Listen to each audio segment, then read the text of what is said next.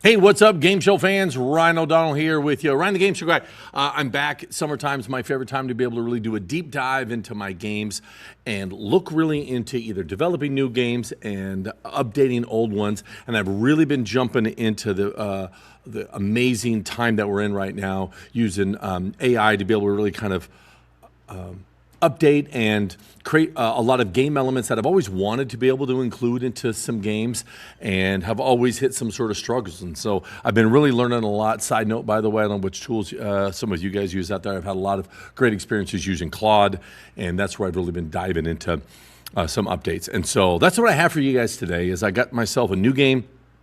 This is a game that I don't think very many people know. I haven't really played it very much on the side, but kind of something that I've wanted to do for a long, long time, and I have done in terms of having just sort of the students do a flashcard style game in which that they are checking their understanding based on if I've already given them a study guide. And the main thing that I'm really jumping into is the idea of sort of what if I get rid of the idea of what so many of my early games are is the one screen in front of the class and a bunch of students just working, and I do the game elements with that one particular screen and having students come to the front of the room and chime in and all that. But what if I'd be able to change that instead of using the main screen in front of the room, but using those Chromebooks and laptops that they often have with them and using that as their gameplay? And so I've had games like Battleship and Mario Kart and a bunch of other ones, and this got me thinking about the idea about here. Can I come up with a review game, which I'm relatively uninvolved with as a teacher, besides setting up these game elements? And all right, enough of me talking to this about this thing, but let me dive into this thing and show you a little bit about how I think it could be played. And I'd love for you to be able to get your hands on it. Folks, this is the game called Blurt.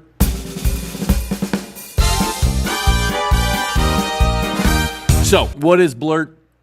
This is Blurt. It's kind of what the name is, and it says an uproarious word race game. And my wife has used this in the past when she was a speech therapist, the idea about trying to be able to get kids to look at definitions and how quickly can be able to get those words out. And so we do this all the time with other games, right? You play Jeopardy and say, I can read the question and chime in and be able to get it. There's a board game that goes along with this that I'm kind of scrapping all together. But I like the idea about how quickly can I be able to get me to just be able to guess the name of this particular term, person, place, thing, object, whatever you want to be able to do. And I saw this game and really kind of tweaked it to be able to make it my version. But anyway, let's just jump into the thing and how this is ultimately going to look. I think the main idea is this. Let me reduce me here a little bit and show you a little bit how I envision this looking like. How I envision this is, and so I came up with this idea of this classroom here. And although that you can see in the front of the room, I have a screen. That screen really isn't nothing. It doesn't. You don't necessarily need anything. But I'm going to say, put your students into groups of somewhere between 2 to 4 players. I think 5 is a bit too much. But and you're going to want to separate them. You're going to want to have one device in front of them. In doing this, it did not work out very well trying to be able to have this image because the screens are kind of flipped the other direction, and it doesn't really. Not logistically how it's working. The screen should be facing the other way. But anyway, you think you get the basic idea of what this looks like. And so the idea is that the kids are going to play on that device. And we're going to give them a study guide of words that they should have heard already, since this is a review game. And a definition is going to come up. And that's the game of Blurt. Definition comes up, and then the players have to be able to first one to be able to guess it. Now, theoretically, you could have the students not know the word, even based on the definition, which happens all the time with your kids. And so what I decided to do was put in sort of a hangman style of a list of the letters that are in there so they know how many letters are in the word, or it could be a multiple multi-word phrase. And then there's going to be a timer. And this is the fun part of the Blurt game, is that as the timer starts to tick down, different letters are going to appear to fill in the blank. So sooner or later, they should be able to get it by filling in most of the letters that are in there. And but if they wait a while, the points get reduced. It will start with 100 points. So if the word comes up and who's the first president of the United States? And the kid goes, George Washington. You're like, hey, nice job. There it is. You get 100 points. But if we don't know that one, then the letters are going to start to appear randomly throughout the game. Now, this game is intended to be very much the fast person to be able to answer, and how loud. In many of my games, I try to be able to tamper that, to be able to say, hey, listen, why don't we use whiteboards or buzzers or raising your hand? And here this is going to be designed the first person to be able to chime in and yell that word. Now, you're also going to have a bit of hectic and craziness because you're going to have multiple groups who are going to be yelling things, and they're not necessarily going to be quiet and be able to yell only within that group. So somebody may say George Washington at one point. Now, what's interesting is that I've developed the game is that each pod that is playing here is going to be given the same terms, but these terms are going to come up in random different orders. So that way, if somebody does yell George Washington or, carnivore, if you're doing a science game, other groups may hear that, but they don't know necessarily what the definition is, and it could make it a little bit of a fun and such. And so all the different teams will play and can start at different times. And you can determine how many they're going to be able to play. Do we want to play all the terms that I've given them, or do you want to play a set amount of time? Because you could put in 120 terms if you got a giant study guide. And you can say, we're only playing for 4 minutes, and you put a timer up on the clock instead of like we can see here. You can put just a timer that ticks down. Or you can be able to say, hey, we only have 25 words and 25 terms, and see what your scores are at the end. Anyway, so I've discussed that a little bit. Let me talk about how this is ultimately going to be built. And there's a couple different phases in here. So first off, here's my main thing. It's just going to be a website that you go to that's hosted on all of my game shows, where all my game show stuff is. And so when you get this is the page that you're going to go to as a teacher. And you can see, you can decide how many teams are going to be there. But this is the most important part, is you need to be able to put your study guide. And your study guide can be a couple different things. So here I'm going to do a fictional version of using one of just different board game and game show stuff. So if I go over here, and you can see basically it's got, hey, what is the first property you passed after you pass Go in Monopoly, and then the next line is the answer. There could be different versions and iterations, and I try to build the game that no matter what, as long as it's a different line or something, that it will understand the difference of the definition and the term. It doesn't matter if you have one first or the other one. Anyway, so now when I hit paste, it drops them in there. You are going to get an OK on the bottom, and that OK there says, hey, 11 terms are ready to play. And so then you just say, let's blurt. And then this is what they're going to see here on their screen. And you can see here, there's the term. It starts with the definition. On the top, it started with 100 points, and then every second, once it starts ticking, is going to drop one in and slowly take a 10-point away from there. Now, the game's designed for someone to say their name. You could either have them just say the term mousetrap, and who said that? That was Team 1. Okay. And by clicking on the term Team 1 will stop the timer. Then they have to blurt that out and say correct. Now, I did it two different ways. You did it that you can just yell out the term, which isn't the best way. I like the idea about having them yelling out their team name. Okay, or you can have them do a buzzer, or you can have like something that they will grab. You can have like a stuffed animal or something like that on the table, and the first person to be able to grab that has an opportunity to get it, but a way to be able to chime in. So say their name, grab an object, or theoretically you could say the term itself, and then we just have to know what person that is. The game is designed for it to be paused. Like I said, here's the next one. For the players on the laptop or the Chromebook to hit their team, and that stops the timer. In Family Feud, the two S-word signals, the two-word S term that signals are about to reveal the most popular answer. Team 3. You click Team 3 and it stops it.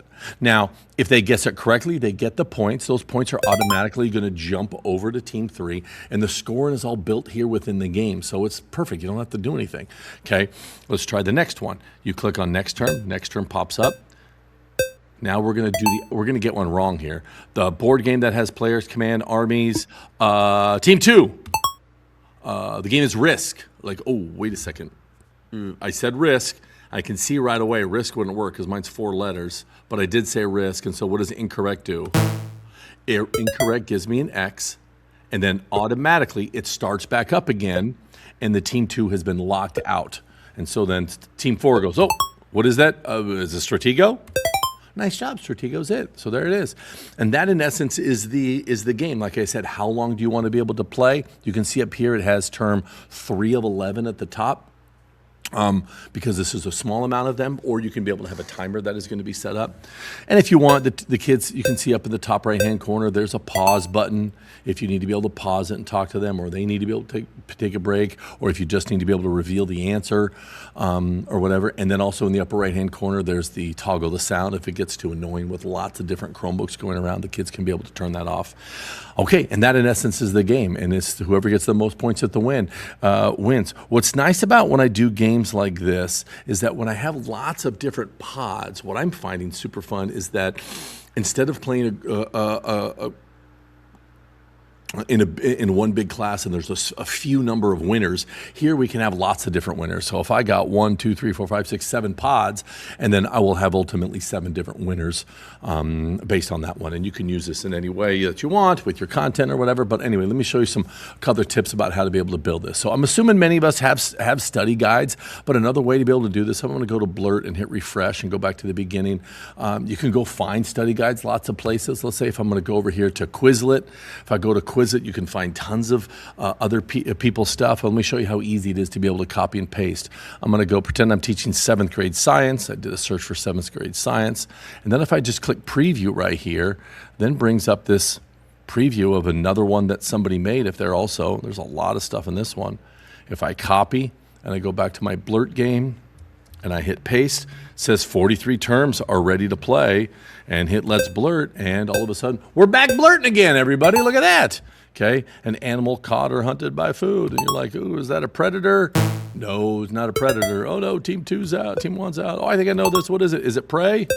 Prey is right. And so you can see you can get bring in study guides. You can bring your information from a lot of different places. Now, a little bit of a challenge here is as I've been describing this whole thing, one of the issues is like, well, how do I get this to them and their Chromebooks? Great question. I'm glad you asked. So, well, let me show you that. So if I'm over here, I go back to the Blurt game. I'm going to paste in my science terms. Now, instead of let's blurt, I want to hit this button that says share with students. All right, now I've come up with different ways that you can be able to push this thing out to them, and I'm trying to be able to be aware if there's some firewalls or blocks or whatever, but for the most part, I think in this top version is going to work. The links are a tad long, and I'm working in ways that I could try to be able to shorten them down, but basically if I'm going to go over here and hit copy, so if I hit copy on this, now I need to push that out to the students. How do I push things out to them? Okay, this isn't like a shortened link.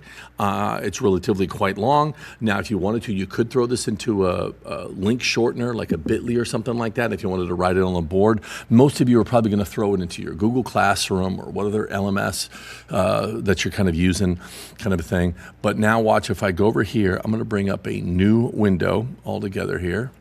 And now if I paste this here, and now automatically, this is the student-facing look at Blurt that they'll get on theirs. They're just going to pick how many people are playing in this game. 2, 3, 4. All right, there's going to be 4 of us playing this game. I'm this teacher. You can edit the set. Don't need to. And then they just hit start game, and it jumps right into it. So that's where I would go to be able to get the students and don't have them get started until start the game and when they're ready. And you can see it brought up that prey option right there. There we go. Player 1 is that prey. Nice job. And then you can be able to move and bounce around from there. So that's in essence the game right there.